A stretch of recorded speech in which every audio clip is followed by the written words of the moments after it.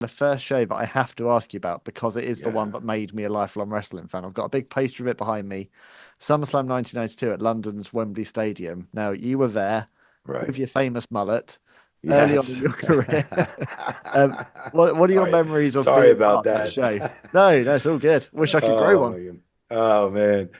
But what I remember was, the build up to that 1992. Like, you got to figure when I started WWE back, I'd worked from when I was a teenager and stuff for Gorilla Monsoon and all that when I was younger at 14, 15 on the weekends from school in the summer times. Then Vince Sr. took over, like after he took over from Vince Sr., he took over from everybody.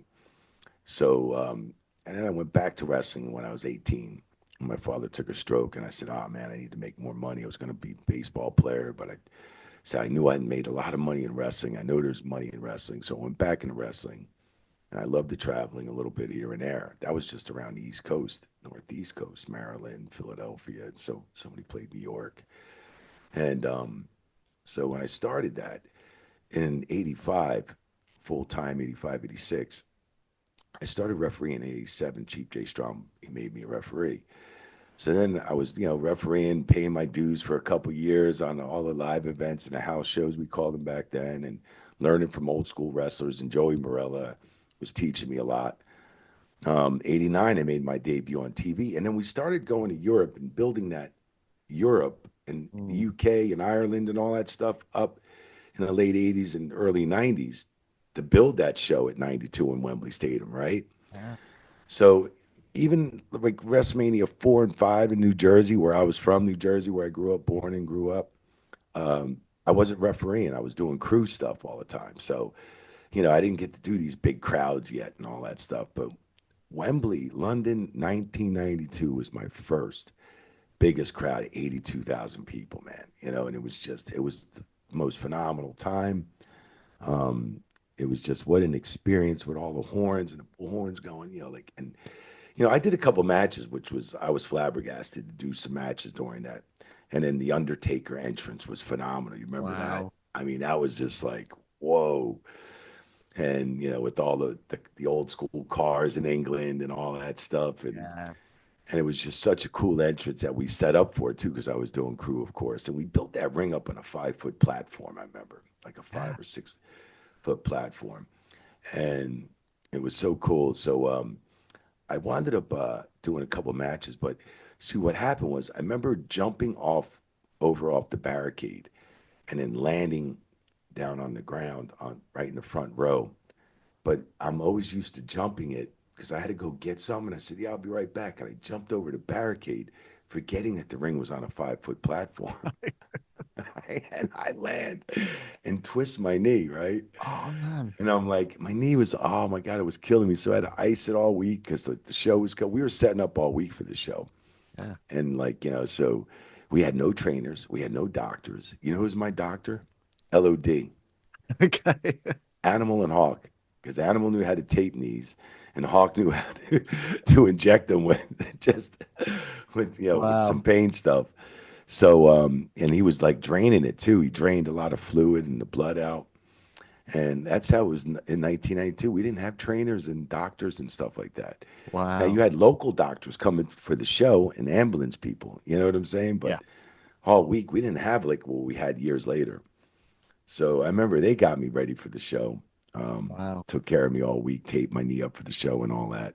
That's And incredible. yeah, Mike and Joe Laurinaitis, and Mike and Yeah. Hawk and Animal, they were great guys. And so I mean, and going through that show and just being out there and in the match I looked forward to the most was the Bret Hart Hitman match. Mhm. Bret the Hart My Hitman favorite against match of the all time. Bulldog, Yeah. right? You remember them horns just going one side of the crowd? It was like 40,000 people. The only time Bret Hart ever got booed in the UK was that match.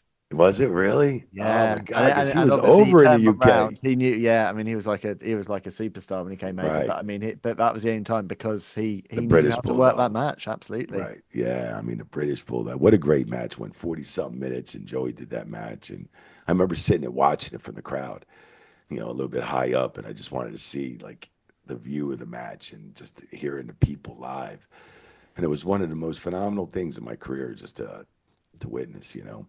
It's the So match that I've watched back more than any other. I mean, how was that for Joey? I know you and Joey were really good friends. That was a real honor yeah, to be that was the referee awesome. for that match. Yeah, I mean, with him coming off some years ago doing Hulk Hogan and Andre the Giant, and he's done some also incredible matches throughout his career. And we were really good friends growing up and stuff, and that's how I got started through Joey and Gorilla.